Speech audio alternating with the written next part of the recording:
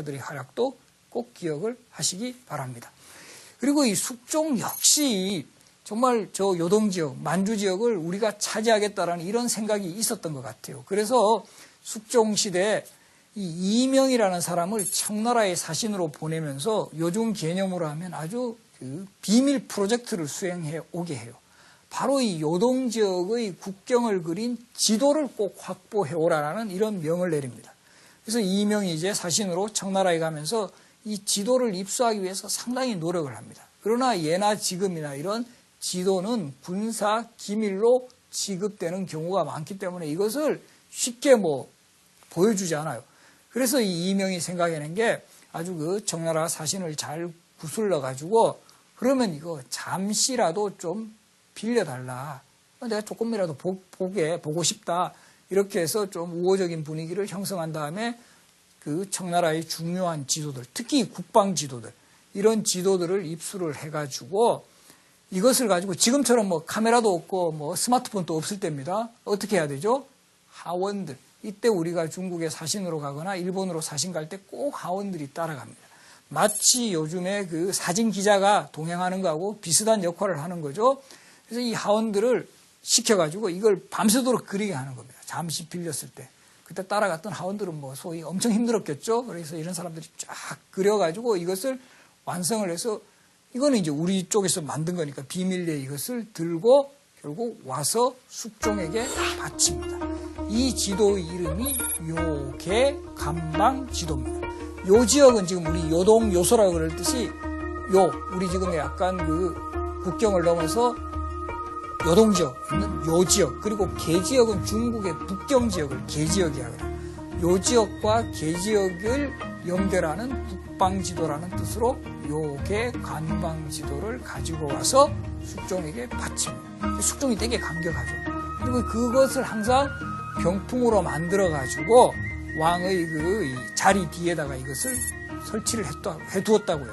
그래서 항상 수시로 요계관방지도를 보면서 북벌의 의지를 또 다지고 또 한편으로 저 지역을 언젠가는 수복을 해야 되겠다라는 의지를 분명히 가졌을 겁니다. 그리고 백두산 정계비 사건에서도 볼 수 있듯이 청나라의 어떤 국경 문제에서도 뭔가 조금은 유리한 여건을 확보하기 위한 이런 노력을 보였던 게 바로 요계관방지도의 입수와 그것을 병풍으로 제작한 거다. 이런 내용들은 사실은 마치 한편의 첩보전을 방불하게 할 만큼 이 극적인 장면들이에요. 그래서 이런 것들이 그 시대, 조선시대, 숙종시대에도 있었다라는 거, 이런 내용들도 잘 확인해 두시기 바랍니다. 그래서 전체적으로 이 숙종시대를 정리를 하면 그 오랜 전란을 극복하고 오래간만에 안정기를 맞은 게 사실 숙종시대예요. 그리고 숙종이라는 왕은 14살의 왕위에 올라서 46년간을 지휘했습니다.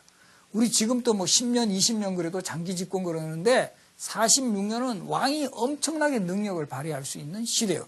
그리고 다행히 숙종이라는 왕은 상당한 카리스마를 가졌고 능력도 있었던 왕 같아요.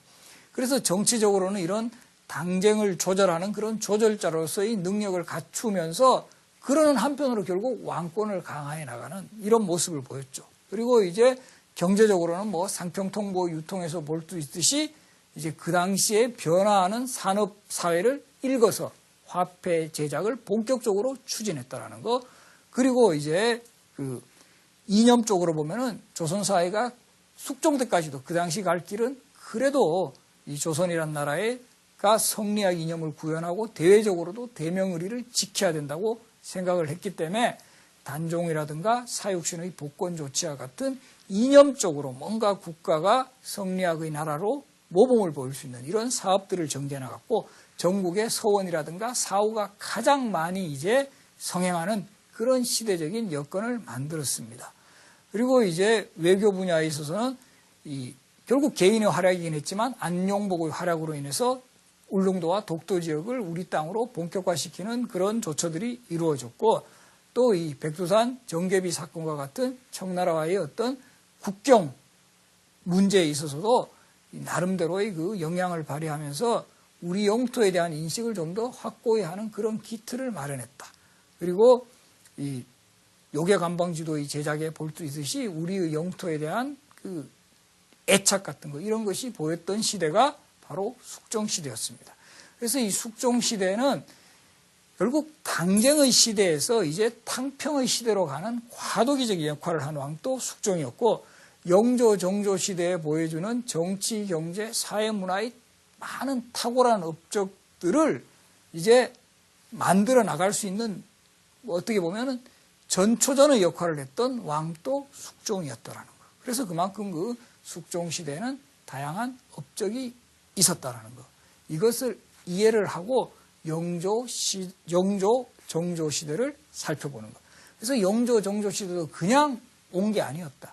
이 숙종이라는 왕의 탁월한 정치력과 다양한 업적들을 쌓아놓은 바탕 위에서 그 영조, 정조 시대의 그 문화 중흥이 가능했다라는 것. 이런 것을 확실히 기억을 하면서 우리가 보는 것이 역사를 좀 더 계기적으로 이해하는 기반이 될 것입니다. 오늘 숙종시대의 강의 마치겠습니다. 고맙습니다.